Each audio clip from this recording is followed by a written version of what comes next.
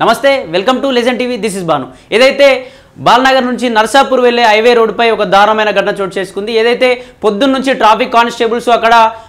Traffic challan check చేయడం కావచ్చు దీనికి సంబంధించిన డ్రంక్ అండ్ డ్రైవ్ టెస్టులు చేస్తూ ఉన్నారు దీనికి సంబంధించి కార్పొరేటర్గా పనిచేసే ఒక వ్యక్తి దానికి సంబంధించిన కార్పొరేట్ సామాగ్రి కూడా అతను బైక్ పైన తీసుకుని వెళ్తా ఉన్నాడు ఎక్కడికో వర్క్కు సంబంధించి ఆ ఎండలో వెళ్తా ఉన్న ప్రయత్నం చేస్తూ ఉంటే దీనికి సంబంధించి పోలీసులు అతను ఆపే ప్రయత్నం చేశారు అతను ఆ స్పీడ్లో ఉన్నాడు కాబట్టి ఆపలేని పరిస్థితిలో ఉన్నప్పుడే సడన్గా అతన్ని చేతు ఏదైతే ట్రాఫిక్ కానిస్టేబుల్ పట్టుకోవడంతో కింద పడిపోయి వెనక నుంచి వస్తున్నటువంటి ఆర్టీసీ బస్ కింద పడి అక్కడికక్కడే చనిపోయిన పరిస్థితి దీనికి సంబంధించి అయితే ట్రాఫిక్ కానిస్టేబుల్ నిజంగానే తాగినట్టుగా ప్రవర్తిస్తూ ఉన్నాడు అసలు అతను ఘోరంగా తాగి అసలు అంతమందిలో కూడా అంతమంది తోస్తూ ఉంటే అంతమంది నూకేస్తూ ఉంటే కూడా అసలు కనీసం చలనం లేకుండా ఏదో ఇప్పుడే నిద్ర లేచినట్టుగా కూడా వ్యవహరిస్తూ ఉన్నాడు దీనికి సంబంధించి నిజంగానే పోలీసు తాగి ఉన్నాడని చెప్పేసి అతనికి సంబంధించిన ఏదైతే ఆ చనిపోయినటువంటి వ్యక్తి బంధువులు కావచ్చు అక్కడున్న స్థానికులంతా కూడా అతని శవాన్ని అతని బాడీని తీసుకెళ్లి దగ్గరలో ఉన్న పోలీస్ స్టేషన్కి అయితే తీసుకెళ్లి బైఠాయించి ఎక్కడైతే ఆ నర్సాపూర్ నుంచి బాలనగర్ వెళ్ళే రూట్ దగ్గర బైఠాయించి పెద్ద ఎత్తున రాస్తారోకలు సంబంధించిన ఏదైతే పెద్ద ధర్నాన్ని అయితే ఏర్పాటు చేశారు రోడ్ పైన అయినా దానికి సంబంధించి వాళ్ళందరూ లేవకపోవడంతో వాళ్ళందరూ పోలీసులు చూసి లాఠీ చార్జ్ కూడా చేశారు దీనికి సంబంధించి అసలు ఎందుకు ఇట్లా జరగాల్సి వచ్చిందని అంటే పొద్దు నుంచి వాళ్ళు అయితే ఆ చలాన్ని చెక్ చేసే ప్రయత్నం చేస్తున్నారు ఇప్పుడు ఈ కాలంలో ఎలా అంటే కొన్ని పోలీస్ స్టేషన్స్లో కొన్ని టార్గెట్స్ అనేవి పెడతా ఉన్నారు కనీసం ఒక 60 చేయాలి ఈ రోజు ఇన్ని చేయాలని చెప్పేసి టార్గెట్స్ పెడతా ఉంటే ఆ ప్రెషర్ అంతా పోలీసుల పైన పడి అసలు ఏం చేయాలో తోచని పరిస్థితిలో రోడ్లపైకి వెళ్ళి ఎక్కడ పడితే అక్కడ చెట్ల సాటున అట్లా ఇట్లా సడన్ గా బండ్లు వస్తున్న సమయంలో రోడ్లకు అడ్డం వెళ్ళి ఆపుతా ఉన్నారు బారికేడ్లు అడ్డం వేస్తూ ఉన్నారు దీనికి సంబంధించి హైవే రోడ్ అంటే దాదాపు మినిమం గా ఒక 50-60 స్పీడ్లో ఉంటాయి బండ్లు అది సడన్ గా ఆపలేని పరిస్థితిలో ఉంటారు వెహికల్స్ సడన్ గా వెనక నుంచి ఏమొచ్చినా కనిపించవు సడన్ గా వచ్చి గుద్దేయడంతో అసలు చేతుపట్టి కావాలని లాగాడని చెప్పేసి అతను మద్యం మత్తులో ఉన్నాడు అసలు గవర్నమెంట్ జాబ్ చేసే వ్యక్తి మద్యం మత్తులో డ్యూటీ చేయాల్సిన అవసరం ఏముంది అని చెప్పేసి కూడా అక్కడ ఉన్న బాధితులు కావచ్చు స్థానికులందరూ రోడ్లపై ఎక్కారు దీనికి సంబంధించి అయితే అడిషనల్ ఏసీపీ అయితే రంగంలోకి దిగారు దీనికి సంబంధించి పూర్తి విచారణ చేస్తూ ఉన్నారు ఆ నర్సాపూర్ బాలనగర్ హైవేలో దాదాపు 4-5 కిలోమీటర్ల మేర ట్రాఫిక్ అయితే స్తంభించింది దీనికి సంబంధించి క్లియర్ చేసే ప్రక్రియలో ఉన్నారు అలాగే అక్కడ ఉన్న స్థానికులు కావచ్చు అతను ఏదైతే బైక్ పైన ఇంకెవరున్నారో మిగతా వాళ్ళు అక్కడ చూసినటువంటి వాహనదారులు ఎవరైతే ఉన్నారో ఇలా జరిగింది అని చెప్పేసి దానికి సంబంధించి విచారణ అయితే చేస్తూ ఉన్నారు ఆ బంధువులు అయితే అందరూ ఏదైతే అతన్ని అంబులెన్స్ తీసుకెళ్లి ఏదైతే పోలీస్ స్టేషన్కి తీసుకెళ్లి పెద్ద ఎత్తున అయితే కూర్చొని ఆ కానిస్టేబుల్ను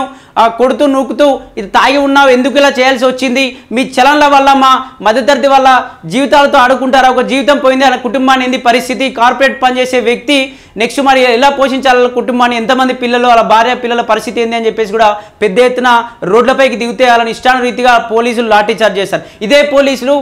ఏదైతే మాదాపూర్ కావచ్చు అలాగే జూబ్లీకి సంబంధించిన ఏరియాలోకి వెళ్ళి పెద్ద బడాబాబులు ఎవరైతే హీరోలు కావచ్చు పెద్ద ఎమ్మెల్యేలు కావచ్చు ఎంపీలు కావచ్చు ప్రభుత్వానికి సంబంధించిన మొత్తం యంత్రాంగం అక్కడే ఉంటుంది బడాబాబుల యొక్క వాళ్ళ కార్లు కావచ్చు రకరకాల స్టైలిష్ మోడల్స్ కార్స్ ఉంటాయి వాళ్ళని ఆపే ప్రయత్నం ఎప్పుడైనా చేశారా కనీసం వాళ్ళు రోడ్లపై నుంచి వస్తుంటే ఆపి డ్రంక్ అండ్ డ్రైవ్ టెస్ట్ చేసే ప్రయత్నం చేశారు అంటే డబ్బులు ఉన్నోనికి ఒక రకంగా పేదవాడికి ఒక రకంగా ట్రీట్మెంట్ అటు అయితే ట్రీట్ చేస్తూ ఉన్నారు ఎందుకు అంటే మధ్యతరగతి వాడి దగ్గర ఇంకా పనులు సరిపోలేదు అటు కరెంటు బిల్లు పనులు సరిపోలేదు ఇంటి పనులు సరిపోలేదు ఊర్లో ఉన్న పనులు సరిపోక ఈ రోడ్ల పైన వాహనాలు వెళ్తూ ఉన్నప్పటికీ ఒక్కొక్కడికి 20 నుండి 30 వేల జీతాలతో ఉంటాయి మధ్యతరగతి వాళ్ళ బతుకులు వాళ్ళపైన చలాన రూపంలో డ్రంక్ అండ్ డ్రైవ్ టెస్ట్ రూపంలో వైన్స్ ఒక్క దగ్గరే ఉంటుంది ఆ వైన్స్ నుంచి ఒక 500 మీటర్ల మేర మళ్ళీ పోలీసులే ఉంటారు అంటే తాగడానికి వెళ్ళడానికి వైన్స్ ఓపెన్ చేసేది ప్రభుత్వమే మళ్ళా ముందుకెళ్ళి డ్రంక్ అండ్ డ్రైవ్ టెస్ట్లతో మళ్ళీ ఆ తాగిన డబ్బుల్ని మళ్ళీ గుంజేది ప్రభుత్వం ఇలా రకరకాలుగా మధ్యతరగతి వాళ్ళను ఇబ్బందులు పెడతా ఉంది నిజంగానే బడాబాబుల దగ్గరికి వెళ్ళి ఏదైతే ఎంపీలు కావచ్చు ఎమ్మెల్యేలు అని చెప్పేసి బోర్డులు వేసుకొని ఒక ఎమ్మెల్యే ఉంటే దీనికి సంబంధించి వాడికి ఏదైతే వాళ్ళ యూత్ ఎవరైతే ఉంటారో దానికి సంబంధించిన అనుచరులు ఎవరైతే ఉంటారో వాళ్ళంతా ఒక్కొక్క కారుతో ఆ పోస్టర్ వేసుకొని ఎమ్మెల్యే అని చెప్పేసి అట్లా ఒక్కొక్క ఎమ్మెల్యేకే 10 కార్లు తిరుగుతాయి ఎమ్మెల్యేకు మరి వాళ్ళందరూ ఏమి యాక్సెప్ట్ చేయట్లేదా నిజంగా దీనికి సంబంధించి ఏదైతే కాంగ్రెస్ నాయకులు కూడా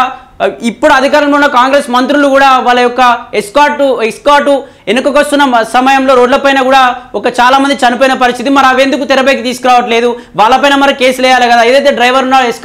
ఎస్కాట్ నడిపించిన డ్రైవర్ పైన కావచ్చు ఎస్కాట్ ఓనర్ ఎవరైతే మంత్రి కావచ్చు ఎమ్మెల్యే కావచ్చు వాళ్ళపైన మరి కేసులు ఎందుకు మధ్యతరగతి వాళ్ళనే ఇట్లాంటి పైన కేసులు కావచ్చు ఇట్లాంటి దారుణాలు జరుగుతూ ఉన్నాయని చెప్పేసి కూడా ప్రతి స్థానికులు కావచ్చు ప్రతి యువతనైతే క్వశ్చన్ వేయాల్సిన అవసరం ఎంతైనా ఉంది దీనికి సంబంధించి ఏదైతే పోలీసులు ఇట్లా ఎందుకు వ్యవహరిస్తూ ఉన్నారని చెప్పేసి ప్రభుత్వం ప్రభుత్వ అధికారుల దగ్గర ఒక రకంగా ఏదైతే గ్రామీణ ప్రజలు ఏదైతే ఉంటారో ఏదైతే చాలా మంది గ్రామ ప్రజలు హైదరాబాద్కి ఏదో వాళ్ళకి సంబంధించి చిట్టీలు గడుపుకోవడానికో వాళ్ళ జీవనాధారం లేకుండా ఇక్కడికి వచ్చి పొట్టగుడి కోసం గడుపుతా ఉన్న వాళ్ళపైన ఇట్లాంటి దౌర్జన్యాలు చేయడం ఖచ్చితంగా ఇది ఏమైనా చర్య. వీటి ఖచ్చితంగా ఏదైతే కానిస్టేబుల్ ఉన్నాడో తాగడని చెప్తా ఉన్నారు. ఖచ్చితంగా దానికి సంబంధించిన డ్రంక్ అండ్ డ్రైవ్ టెస్ట్ చేసి ఖచ్చితంగా అతన్ని ఉద్యోగం నుంచి తొలగించాలని చెప్పేసి కూడా అక్కడ స్థానికులు అయితే పెద్ద ఎత్తున ఆందోళన చేస్తూ ఉన్నారు. నిజంగా ఈ విచారణలో ఏం తెలియబోతా ఉంది, మరి ట్రాఫిక్ కానిస్టేబుల్స్ ఎవరైతే ఉన్నారో మరి